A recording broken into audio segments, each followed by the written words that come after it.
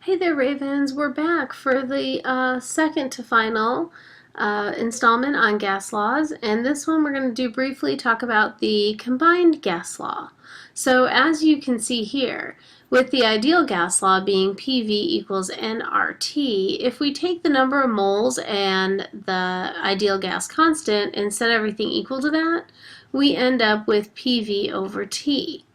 And doing that for one set of conditions and then another set of conditions allows us to identify this here, which is the combined gas law. All right, and that brings in the variables of pressure, volume, and temperature all together in one. Now, what's wonderful about the ideal gas law, or the combined gas law, excuse me, with the combined gas law, you can cross out anything that you don't need. So if if a problem is only mentioning pressure and volume, well then cross out your T's, don't use them. If it's talking about pressure and temperature, cross out the V's. And likewise, if it's talking about volume and temperature, just cross out the P's, because if a problem doesn't mention it, you can assume that it is a constant value. All right, let's look at what this looks like as far as a practice problem goes. Alright, so combined gas law, our problem reads, a sample of diborane gas, B2H6, a substance that bursts into flames when exposed to air, has a pressure of 0.4454 atmospheres at a temperature of negative 15 degrees Celsius and a volume of 3.8 liters. If conditions are changed so that the temperature is 36 degrees Celsius, and the pressure is 0.616 atms,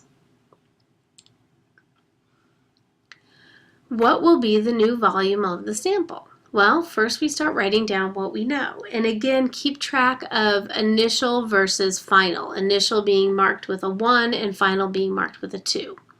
Okay, so we know that the initial pressure P1 is equal to 0.454 atms. Temperature is equal to a negative 15 degrees Celsius. I add 273 to that number to get my Kelvins right away. And T1 ends up being 258.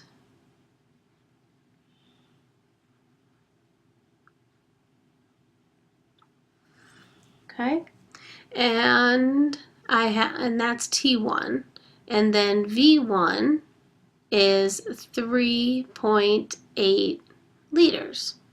If the conditions are changed so that the temperature, so now we have a T2, is 36 degrees Celsius plus the 273, that gives us a T2 of 309 kelvins. And we're being asked to find, and the new pressure, P2 is 0.616 atm. And we're being asked what will the new volume be. So V2 is our unknown that we're solving for. Okay, that's our what do you need to find. Temperatures are both now in kelvins, pressures are both in atmospheres, and for combined gas law, it doesn't matter what the unit is as long as everything matches. And then our units for volume is liter, and it didn't ask me for anything different, so I'm going to keep it with liters. Okay, so now how do we get there? Combined gas law goes like this, and let's look at it up here for a moment. P1 V1 over T2 is equal to P2 V2 over T2. Now, when you'd have to do the cross multiplying and canceling things out to isolate a variable, it's easier to not have anything in fraction or ratio form like this. So I like to memorize it with the simplified version, as I call it. So it's P1, V1, and T2 is equal to P2 V2 times T1. Okay? Now you can take this formula and use it for the how do you get there part, and it makes it much easier. And we're solving for P, V2. Okay, so we have, it's P1, V1, T2 is equal to P2, V2, T1. You want V2 by itself, so you're going to need to divide by P2 and T1. And if you do it to one side, you got to do it to the other side. P2 over T1. Our P2s cancel out, and the T1s cancel out. And we end up with a formula to use that has V2 being equal to P1, V1, T2 divided by P2 times T1. All right, so now we have to plug stuff in. Be very, very careful to pay attention to your 1s and 2s. So P1 is 0.454 atmospheres, and V1 is 3.8 liters, and T2 is 309 kelvins. And we're going to take all of that and divide it by P2, which is 0.616 ATMs, times T1, which is 258 kelvins.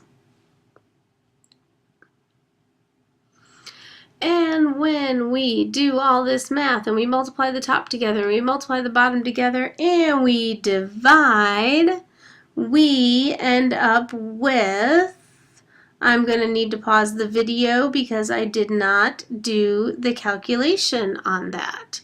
So pausing for a moment. Hey there, Ravens, I'm back. Okay, sorry about that. And when you do this calculation, the answer comes out to be, whoa, that's not working nice. That's all a mess. 3.35. 35, and our unit atmospheres cancels atmospheres. Kelvins cancels kelvins, and we're left with liters, and that's our number of liters. And does this make sense? It's a little more complicated now when we're looking at things, but our pressure went up a little bit. Our temperature went up a little bit more, so it makes sense that our volume would have gone down. Okay, and that is example problem number 1. So if we move forward to the next, here we go, Ravens. We are doing example problem 2, practice problem 2 for combined gas laws. A sample of argon gas with a volume of 11 liters at a temperature of, so this is V1, T1, it's 13 degrees Celsius plus 273 kelvins, and that's going to equal 286.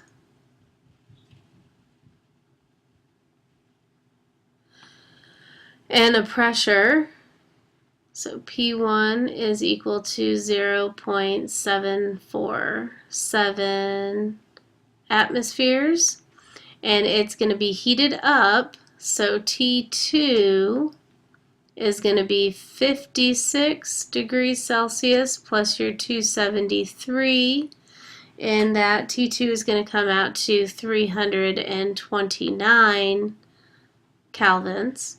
And your pressure, P2, is going to be equal to 1.18 ATMs. and you're being asked to find V2 again is your unknown.